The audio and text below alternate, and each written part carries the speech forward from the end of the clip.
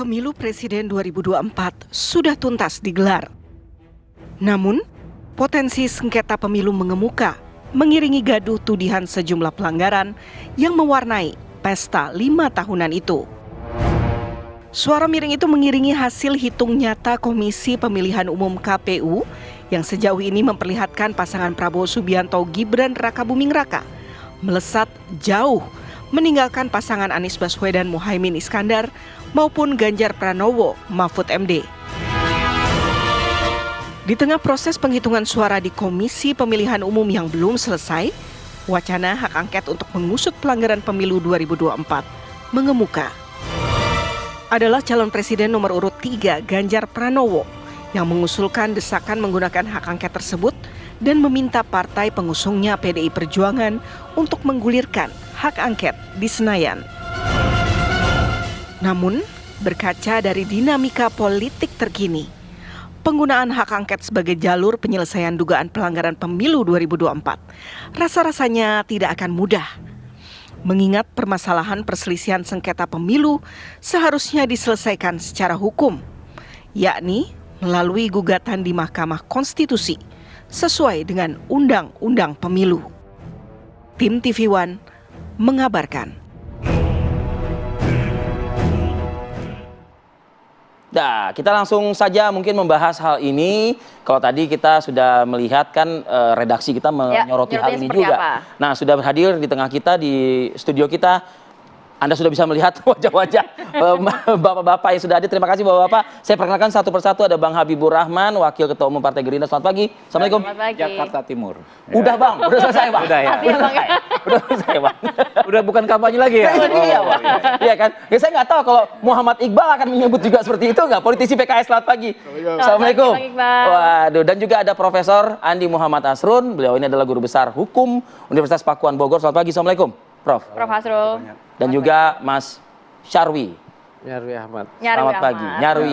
Satu Sarwi, satu Nyarwi, ada dua tuh. Ini Nyarwi Ahmad. Iya. Selamat pagi, Mas Nyarwi. Komunikasi politik dari UGM Jogja. Ya, Oke, nampaknya kalau mengenai sengketa pemilu jalur MK atau hak angket, saya mau langsung nanya ke Mas Iqbal. Ya. Mas Iqbal, kalau kita dengar dari kubu 01 ini kan 3 dari partai pendukungnya kan sudah 3 sekjen partai pendukung kan sudah menyatakan nantinya juga akan mendukung bagaimana langkah dari PDIP kalau memang benar-benar merealisasikan. Sejauh ini sudah seperti apa? Ya, saya kira saat ini kita melakukan komunikasi dengan berbagai pihak ya, termasuk mengumpulkan bukti ya. Apalagi DPR hari ini masih masa reses, tetapi komunikasi luar biasa. Kemarin pimpinan partai sudah bertemu Pak Surya Paloh, Habib Salim, ya, Caimin, ya. Jadi kita solid sebenarnya mendukung hak angket ini. Kenapa akhirnya mengambil hak angket? Ya karena banyak sekali laporan-laporan yang tidak diproses. Politik uang bertebaran dibiarkan. Penggunaan aparatur negara tidak diproses. Kalau ditanya, apa buktinya aparatur negara? Penggunaan Deddy Corbuzier. Deddy Corbuzier TNI aktif, tituler.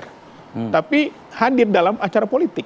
Oke. Nggak boleh itu. Tapi kan ada jalur hukum lewat MK. Konstitusi jalur. Nah, itu juga jalan. Oke. Itu juga jalan, silakan saja. Itu kan konstitusional, belum Mbak? Konstitusional nggak, Mbak? Ya, lebih kurang lah. Nggak, artinya begini, adakah mungkin niatan lain begitu dari langkah yang akan dilakukan di DPR menggunakan hak angket ini? Karena kalau yang saya baca dari beberapa analis-analis, ada Prof. Asrun juga di sini, mengatakan ruang dan koridornya itu sebetulnya adanya untuk konteks suara mungkin di Bawaslu, untuk konteks hasil pemilunya bisa nanti sengketanya diselesaikan di Mahkamah Konstitusi. Jangan-jangan ada alasan lain, jangan-jangan. Ya, saya kira itu kan haknya anggota DPR ya. Karena angket itu kan artinya penyelidikan. Ya. Sama di Mahkamah Konstitusi pun juga ada penyelidikan. Bukan menjatuhkan artinya, tapi penyelidikan. Nah, penyelidikan wajar-wajar saja. Bagaimana kita mempertanyakan anggaran bansos digelontorkan menjelang pemilu. Dalam Dirty Vote juga jelas bukti-buktinya dan nggak ada yang bantah kok ada partai politik di situ yang dituduh melakukan kecurangan untuk supaya bisa masuk, nggak dibantah, harusnya kan dituntut dong. Wah, nggak benar kami melakukan kecurangan supaya bisa lolos, tapi sudah sampai teman-teman Gumai di DPR mempresentasikan sampai difilmkan, mereka nggak membantah, tidak menuntut balik kalau memang itu salah. Gitu. Artinya memang patut diduga bahwa Ada proses. Jadi yang mau diangket ini hasilnya atau prosesnya atau apanya nih Bang? Ya kita lihat nanti lah, kan masih rahasia lah.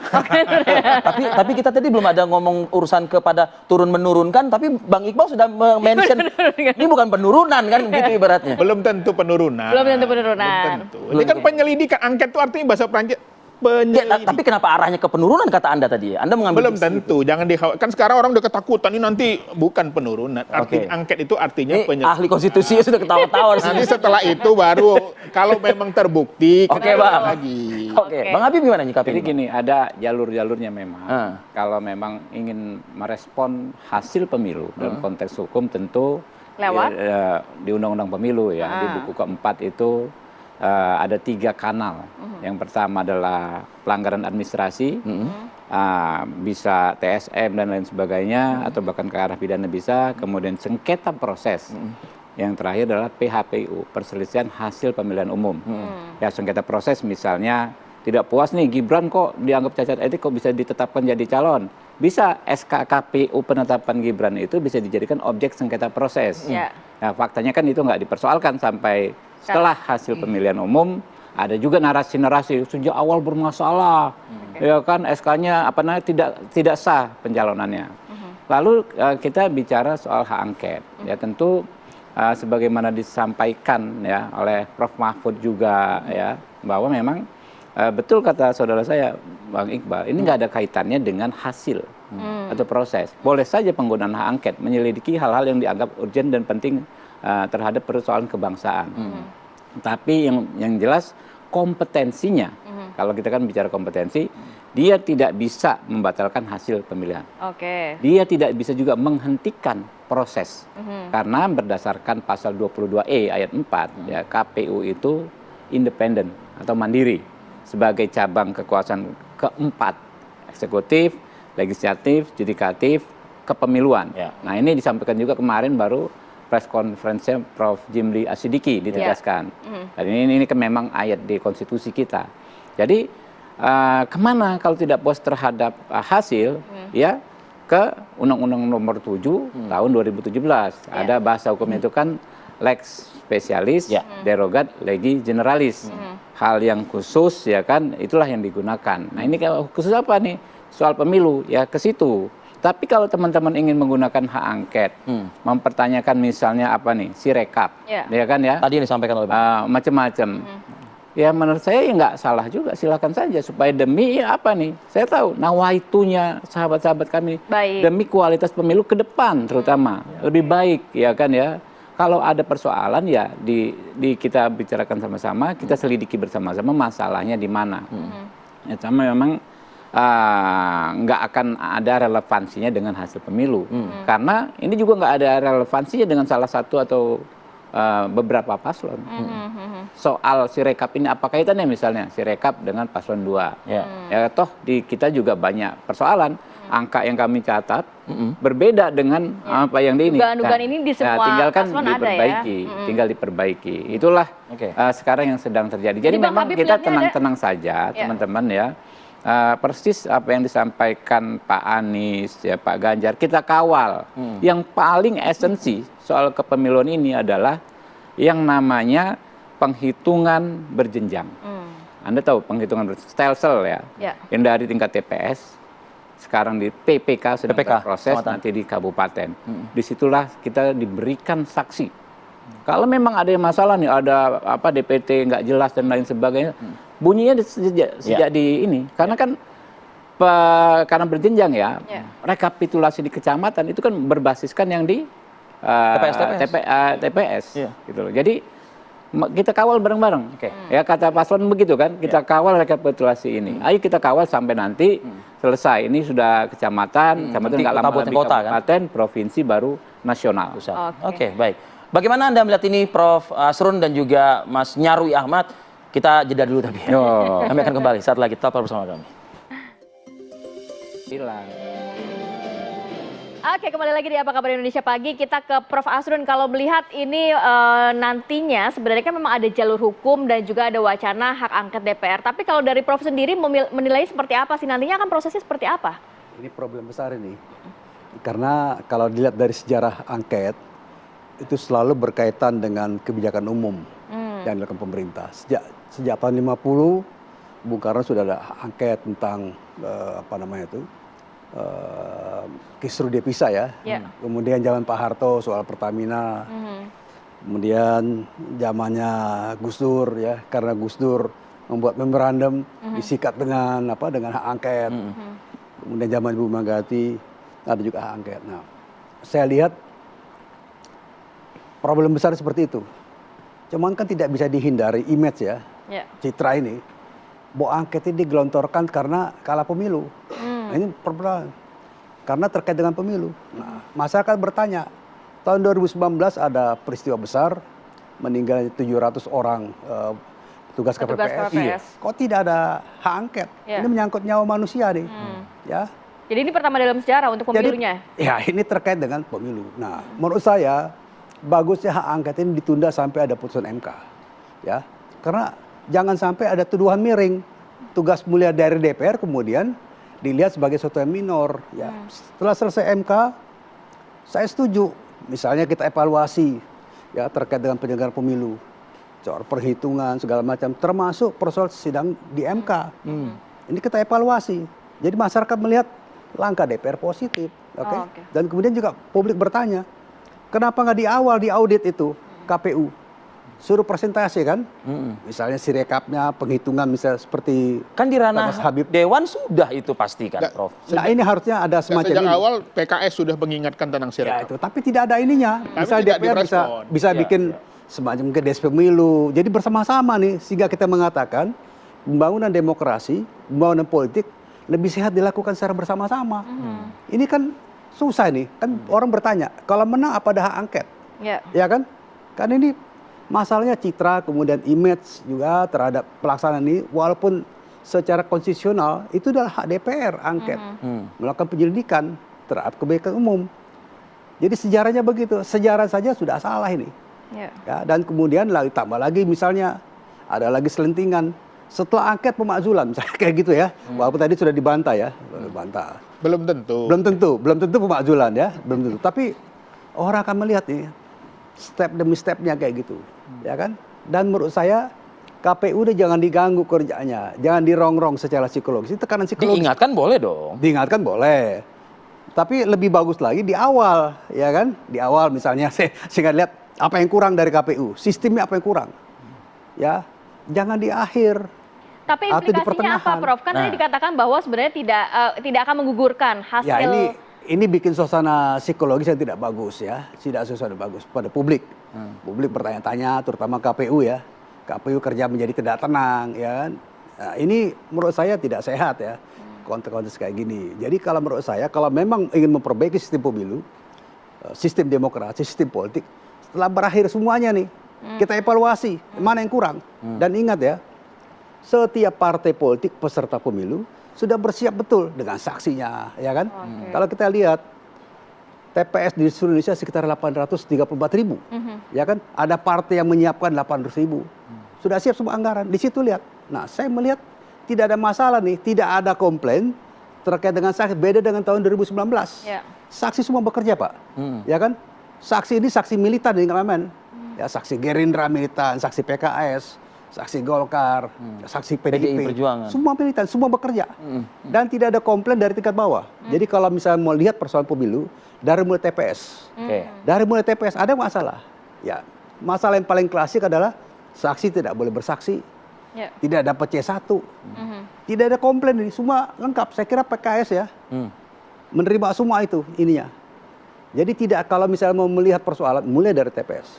Saksinya tanda tangan formulir 1. Beritanya nggak ada, semua tanda tangan, tidak ada komplain. Nah, kan kemudian ada masalah berjenjang dari penghitungan di TPS, tingkat PPK. Itu yang dilihat. Jadi mau saya melihat persoalan secara lebih positif, ya.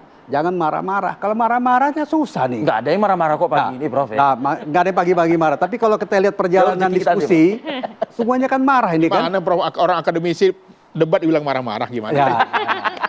Ya. Namanya argumentasi. Iya. Tapi maksud saya, semua dilakukan ini secara kacamata yang lebih jernih. Dilakukan di ujung. Oke. Ketika MK selesai memutuskan ini semua baru kita saya mau inikan. sedikit nambahi. Ya, silakan Jadi Mas. gini Prof, sejak awal PKS sudah mengingatkan loh.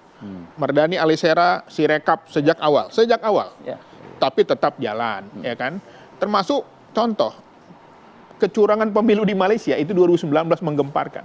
Sekarang terulang lagi. Mau kita biarin nih pemilu begini terus? Yang coblos nomor 3 tuh ya? Enggak tahu nomor 3, nomor 2 kali nomor 3. Jadi mau kita biarin. Ya. Jadi kita Jadi pelakunya jangan dikira bahwa semuanya itu bermuatan Bukan nomor politik. 2. Kita ingin mendapatkan pemilu yang berkualitas. Saya setuju. Sampai sekarang bayangkan beberapa KPU di daerah itu merujuknya ke saksi PKS loh. Ya. Gimana suaranya?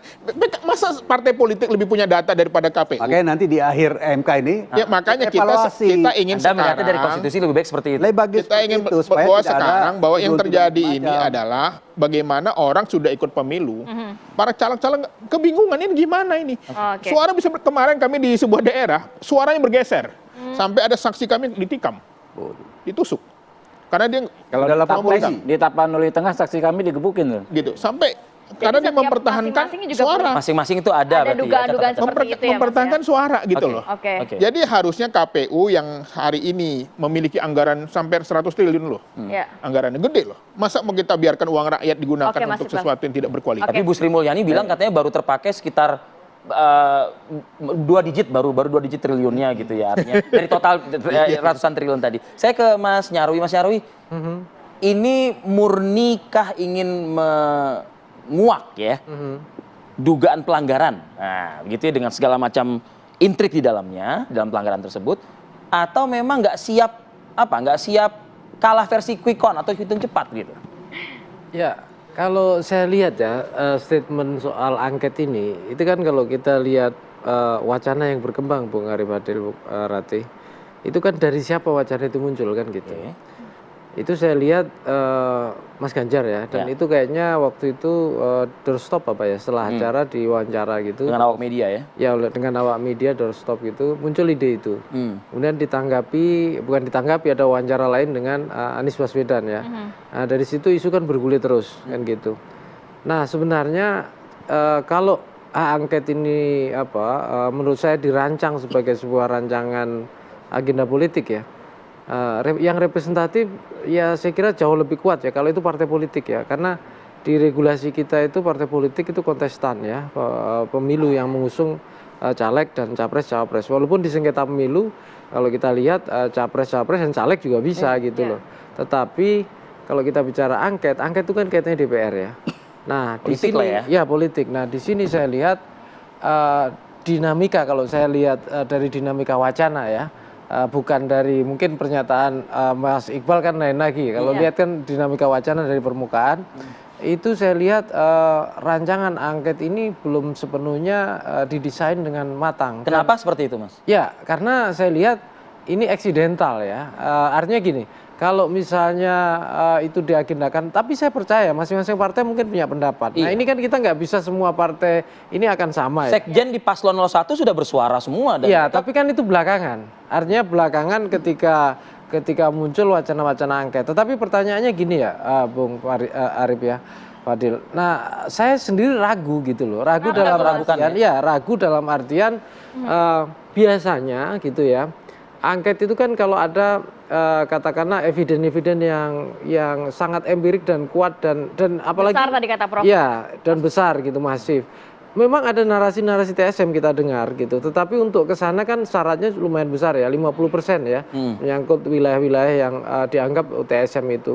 Nah, saya lihat kesiapan itu belum sampai ke sana gitu, sehingga kalau misalnya ini kan tadi ada spill contoh dari Bang Iqbal tadi itu. Ya, betul, tetapi kan mungkin ya perlu kalau kita bicara narasi, konstruksi narasinya itu kan harus kuat dengan data. Ya. Nah, ini yang dugaan saya termasuk misalnya angket, saya pilah 2 di sini ya. Satu angket, yang kedua gugatan ke pemilu ya, bisa ke Bawaslu ke MK juga. Nah, yang angket ini saya tidak melihat pergerakan luar biasa gitu ya dari elit-elit di DPR gitu. Kenapa?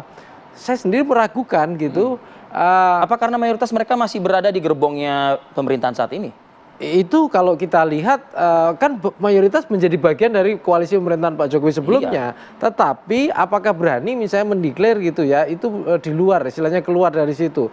Dan di beberapa kan jabatan menteri dan lain masih ada di sana. Iya, di dalam gitu loh. Nah, konsistensi partai juga mendorong itu untuk angket. Itu saya kira mungkin ya, yang kita belum dengar yang sebenarnya paling penting ya Bung Arif Adil, itu kan PDIP. Dan PDIP kan secara resmi belum ada suaranya kan gitu. Dan saya lihat peluang untuk biasanya kalau angket itu menurut saya itu akan lebih kuat ya kalau sebuah isu itu menjadi isu yang sangat fokus atau besar. Kita dengar misalnya sebelumnya ada angket Senturi. Nah, itu kan satu titik gitu ya. Nah, kalau ini kan misalnya angket tentang subjeknya, makanya di subjek angket ini masih belum jelas barangnya kan gitu. Bahkan Anies Baswedan aja mau diangketkan. Seorang Anies Baswedan aja menunggu PDI Perjuangan loh Anies Baswedan. Ya, tapi kalau misalnya kita anggap angket penyelenggaraan pemilu apapun lah misalnya, itu kan kompleks ya dari proses ini sampai pengawasan sampai ini. Nah, maksud saya kalau misalnya definisi dari subjek ini di narasinya itu lebih fix, mungkin baru kita baca seberapa misalnya arah dari masing-masing partai. Itu aja belum selesai. Masing-masing partai persepsinya tentang angket di kepalanya bisa beda-beda loh ini. Nah, ini yang saya kira menjadi PR ya. Apakah angket itu akan diusulkan apa tidak? Ini belum cukup matang. Belum, menurut saya belum. Belum. Coba kita tanyakan dulu ke Mas Iqbal sebelum ke Bang Habib. Belum cukup matang katanya. Dijawabnya nanti, kita jeda dulu tapi. Kami akan kembali saat lagi. Goreng dulu. Rebus. Kalau goreng nggak bagus, direbus. Kolesterol Bang kalau goreng Bang.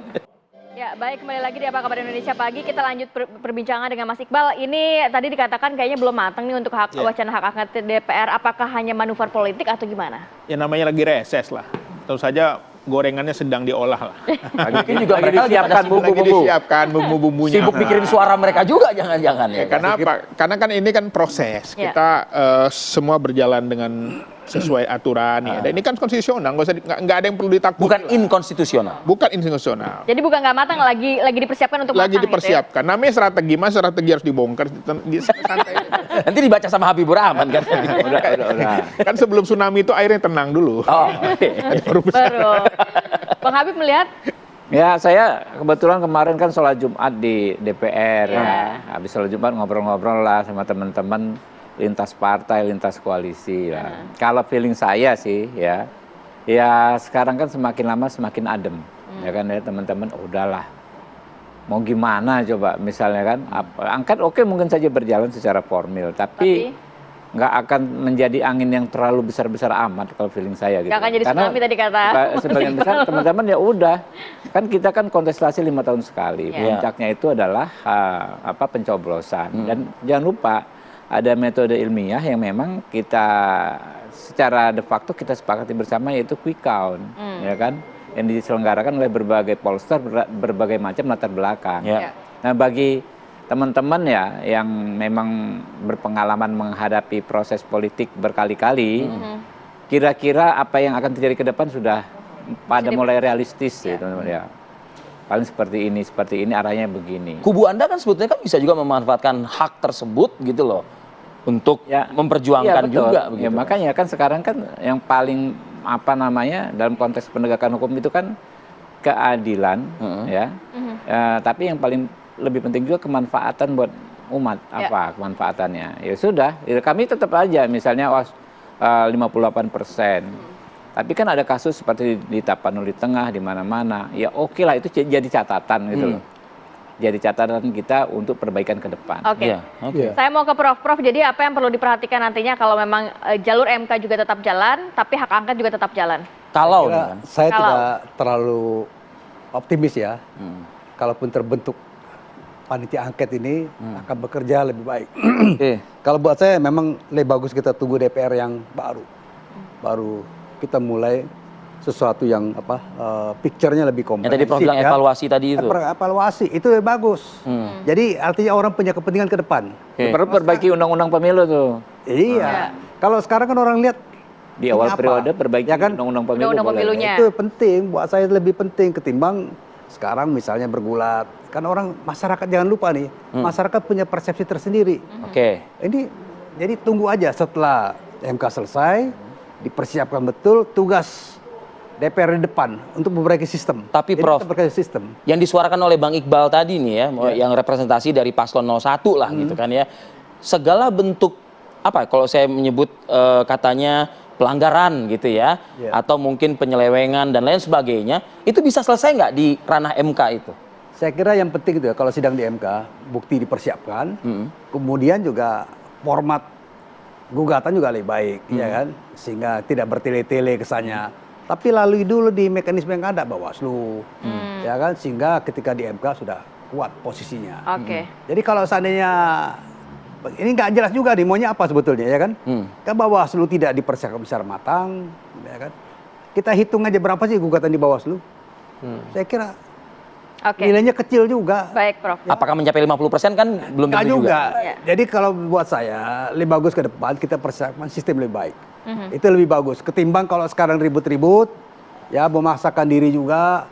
Sementara tadi kata Bung Iqbal ini masih digoreng katanya kan? Masih reses. Masih reses ya? Nah, digoreng bagaimana segala macam aja. Proposalnya belum ada. Oke, Ya kan? baik. Kalau kegiatan proposalnya belum ada, kita gimana mau bergiat? Oke, baik Prof. Terakhir Mas Nyarwi, singkat saja. Ya, sebenarnya hak angket itu hak konstitusional anggota DPR dan itu kita harus tahu dan hormati ya. Tetapi penggunaan hak angket yang sifatnya eksidental ya, karena situasi kepentingan politik misalnya tidak terakomodasi itu jadi malah kesannya negatif ya. Justru sebenarnya yang perlu ditradisikan ya, menurut saya Ratih, Hari Fadil, itu adanya diskusi yang seperti ketika penggunaan hak angket ini DPR itu fungsi check balances-nya lebih menonjol. Nah selama ini dalam sistem presidensial itu kan DPR itu kerjanya sebenarnya jauh terbayang-bayangi oleh eksekutif. Nah justru kalau model penggunaan hak angket tradisi yang baik gitu ya, tidak karena kecurigaan ini saya kira jauh lebih baik malah gitu loh. Termasuk kalau mau mengevaluasi mungkin hal-hal yang sifatnya substansial lah. Ya misalnya misalnya penanganan program kesejahteraan atau apapun. Nah itu menurut saya ditradisikan secara rutin gitu loh. Artinya ada diskusi yang kembali ke komisi-komisi yang ada di DPR. Iya, maksud saya itu. Nah, itu saya kira justru kedepannya jauh lebih baik. Tapi kalau mengevaluasi soal penyelenggaraan pemilu, demokrasi secara umum, saya kira itu juga penting. Karena kita kan semangatnya memperbaiki sistem terus-menerus gitu loh. Ya, termasuk misalnya ya potensi-potensi yang kita anggap sebagai abuse of power yang kemarin-kemarin diramaikan. Itu pun nggak masalah gitu loh. Tetapi niatnya adalah mengevaluasi supaya sistem dan undang-undang pemilu daya jangkaunya itu lebih baik. Jangan ada niat lain gitu ya? Ya seperti itu. Nggak ada kecurigaan-kecurigaan terus gitu loh. Meskipun Bang Iqbal tadi mengatakan belum ke sana arahnya gitu. Ya kalau nggak salah ngapain takut itu aja. Baik, terima kasih banyak Bapak-Bapak sudah hadir, Bang Habib. Di akhir pekan ini sudah hadir bersama kami. Sehat selalu, assalamualaikum. Dan ini sekaligus menjadi akhir persamaan kita ya. Pagi ini di Apa Kabar Indonesia Pagi, saya Arif Fadil. Saya Kamala Kusuma pamit undur diri, terima kasih dan sampai jumpa.